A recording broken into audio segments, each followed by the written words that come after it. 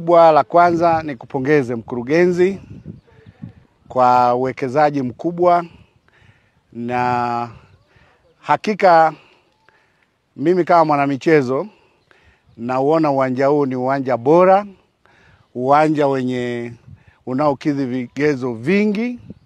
Nimekuwa nikiuona kwenye mashindano, nikiangalia katika TV, lakini leo nimeweza kufika hapa. Nakumbuka AFCON ya vijana ilifanyika hapa, lakini pia maandalizi ya chani kwa timu mbalimbali yalifanyika hapa. Kwa hiyo ni uwanja mzuri wa kisasa, na kuelekea katika AFCON ya 27 ambao mkoa wa Arusha tunajenga uwanja wa kisasa. Uwanja huu ni miongoni mwa viwanja ambavyo vitatumika muhimu sana kwa timu zote zitakazokuja, na kwa maana hiyo ni heshima kwa mkoa wetu, ni heshima kwa nchi yetu kwa uwekezaji huu mkubwa. Na mimi nimekuja kujiridhisha kwa sababu tunaelekea kuweka mikakati ya ushiriki wa AFCON. Mkoa wa Arusha tumejipangaje kuhusisha utalii na michezo.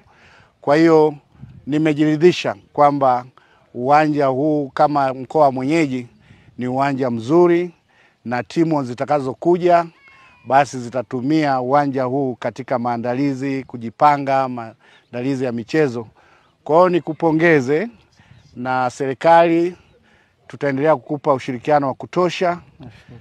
Na mimi tutafanya kazi na Wizara ya Michezo, tutafanya kazi kwa karibu na TFF, na rais wa TFF Bwana Karia aliniambia bwana ufike uone uwekezaji na uone namna ambavyo TFF na sisi tunajivunia kuwepo kwa uwanja huo. Kwa hiyo ushirikiano wa sekta binafsi kama mwekezaji, serikali na shirikisho kwa pamoja tutashirikiana kuweza kufanikisha michezo iliyoko mbele yetu, lakini pia na kukuza utalii katika mkoa wetu wa Arusha, na hasa sport tourism, ambao timu zozote zitakazokuja hapa maana yake watalala huku, watatumia facilities za uwanja huu.